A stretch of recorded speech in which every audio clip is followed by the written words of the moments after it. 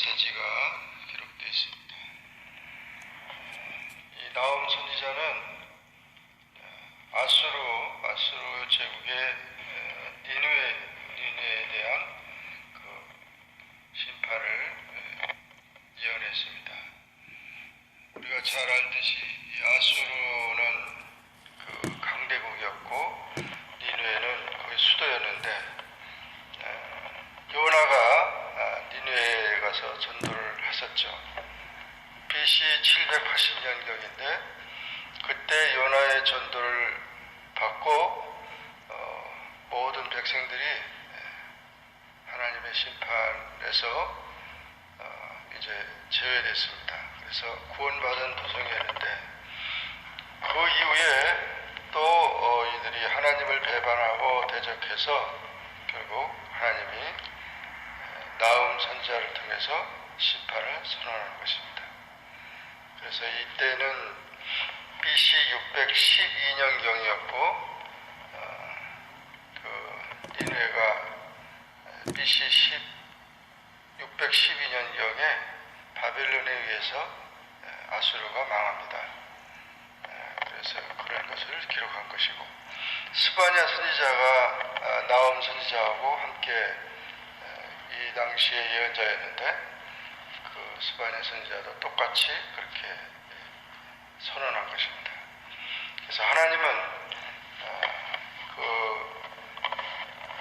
투기하시며 보복하시는 하나님이시다 그렇게 얘기를 하면서 진노하시고 그래서 하나님이 만약에 공의롭지 않으시다면 그 독재자나 마찬가지입니다. 공의와 자비를 베푸시면서 오래 참으시면서 전능하신 분이신데 거룩하신 분인데 결국 때가 다 되니까 결국 이렇게 하나님께서 공의로 심판하신다는 것입니다. 개인적으로 하나님은 심판하시고 또 국가적으로도 심판하시고 세계적으로도 심판하십니다. 이 사실에 대해서 우리가 분명히 기억해야 되고 이런 강대국 같은 나라도 결국은 하나님을 대적하다가 배반하다가 심판을 받게 됐다. 그 심판받는 원인이 니느웨 백성들이 사악하고 우상 숭배를 했기 때문인 것입니다. 그렇기 때문에 우리가 그런 모든 죄악에 대해서 하나님이 그냥 오래 참으시는 것이지 그런 것이 반드시 그런 하나님의 심판이 있게 되고 니느웨가 망한다. 그래서 결국은 니느웨가 망하는 그런 것이 되고 있습니다. 7절에 보면은 여호와는 선하시며 환난 날에 산성이시라 그는 자기에게 피하는 자들을 아신다. 그래서 하나님은 선하셔서 환난 날에 산성이라 이 전쟁의 날에 또는 이 고통의 날에 또는 그런 모든 것에 요즘에 많은 사람들의 가장 그 문제가 뭐냐면 피난민들 지금 수백만 명들이 그저 안정을 못 찾고 다 집을 떠나서 계속 방황을 합니다.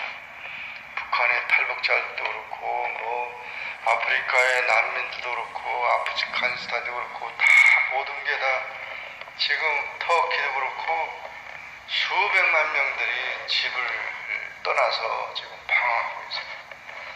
그런 정말 어려움을 당하고 있는데 이들의 소식이 어떤 소식이었어요. 이런 자들은 환난 날에 산성이 있어요. 하나님은 그런 자들의 산성이 되어주시고 피난처가 되어주신다는 거죠. 그래서 자기를 의리하는 자들을 아신다. 하나님을 의리하는 자. 이들에 대한 하나님의 돌보심과 그런 은혜가 있게 된다는 것입니다. 그래서 대개 이제 그런 지역이 다 이슬람 지역인데 이 사람들이 사실은 오히려 그런 환란을 통해서 피난을 가다 보니까 이제 복음을 듣게 되고 또 예수를 믿게 되고 그렇게 됐죠. 그래서 사실은 6.25 전쟁 우리나라도 그런 환란이 있었지만 그런 사악한 무리들의 그런 어떤 이념적인 그런 전쟁으로 인해서 동족 상잔의 비극이 되긴 했지만 어떻게 보면 또 북한에 예수를 잘 믿는 사람들이 남한에 내려와가지고 전도를 하고 그렇게 해서 복음을 받아들이는 그런 일도 있게 됐어요. 그렇게 되지 않으면은 그런 전통적인 것에서 깨어나지 못하고 또 이런 거죠. 그러니까 우리가 환란의 부정적인 면을 볼 것이 아니라 그 환란을 통해서 하나님의 또 섭리가 있다는 사실을 우리가 기억해야 됩니다.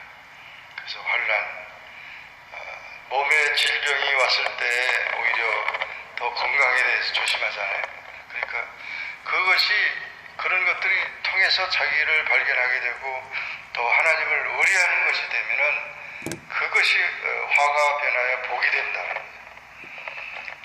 그래서 정말 아니라고 아무런 걱정 근심 없다고 하는 것이 좋은 게 아니고 세상의 모든 그런 것들을 통해서 오히려 하나님을 더 의뢰하게 되고 기도하게 되고 한다는 것이죠. 그래서 이렇게 이 아수르의 멸망은 결국 이 이스라엘에게는 회복이 되고 시온은 구속이 돼서 이스라엘에게는 기쁨이 된다는 것이죠. 15절에 보면 볼지어다 아름다운 소식을 알리고 화평을 전하는 자의 발이 산 위에 있도다. 유다야 내 절기를 지키고 내 서원을 갚을지어다. 악인은 진멸되었으니 그가 다시는 내 가운데로 통행하지 아니하리로다. 오히려 하나님은 이 시온의 회복을 약속하고 있는 것이죠. 어려운 때에 피난처가 되어주시고 공의로 세상을 다스리기 때문에 선한 자를 구원하시고 악한 자를 멸망함으로 인해서 다시금 이제 그런 아름다운 소식이 전파된다. 망하는 자에게는 그것이 그 불길한 소식이지만 그 압제받는 사람들에게는 그것이 오히려 해방과 구원의 소식이었다는 거죠. 우리가 세상을 살아가면서 그 축구나 이 야구 경기에서 그 경기 양쪽 그 팀들의 경기도 중요하지만 그 경기를 주도해가는 사람이 심판입니다. 심판이 그 호각 소리에 의해서 경기가 하다가 딱 멈추게 되고 또 가게 되고 퇴장하게 되고 또 이러죠. 그 심판이 중요합니다. 그래서 이 게임을 할 때 심판이 없으면은 싸움이 나버려요. 그래서 심판을 꼭 정하지 않으면은 안 된다는 거예요. 그와 마찬가지로 우리 일상생활 속에서 우리를 다스리고 우리를 경고하고 우리를 그 심판하시는 하나님의 호각 소리가 없으면은 우리 인생에 있어서 정신을 못 차려요. 내가 어디에 서 있는지, 내가 뭘 해야 되는지, 뭘 잘못했는지도 모르고 그렇게 돼가지고. 그래서 우리가 항상 하나님 앞에서 내 자신을 돌아보고 하나님의 뜻에 합각하며 하나님의 호각 소리에 귀를 예민하게 듣고 살아가야 되는 것입니다. 이 메시지, 심판과 소망의 메시지, 이것을 바로 잘 들을 수 있을 때 우리가 잘못된 것을 버리고 올바로 갈 수가 있는 것이죠. 요즘에는 그 장애인들을 잘 인도하는 그 개가 있어요. 개가 훈련 잘 받아가지고 오히려 그 시각장애인은 잘 데리고 다니게 길로 뭐 버스도 타고 뭐 그렇게 정말 우리 인도자가 없으면 어떻게 그렇게 가겠습니까? 눈먼 그런 시각장애자들에게도 그런 안내자가 필요한 것처럼 우리 인생에 있어서 하나님을 의뢰하고 하나님의 인도를 따라 살아가는 것이 우리에게는 정도다는, 내 고집과 내 생각과 내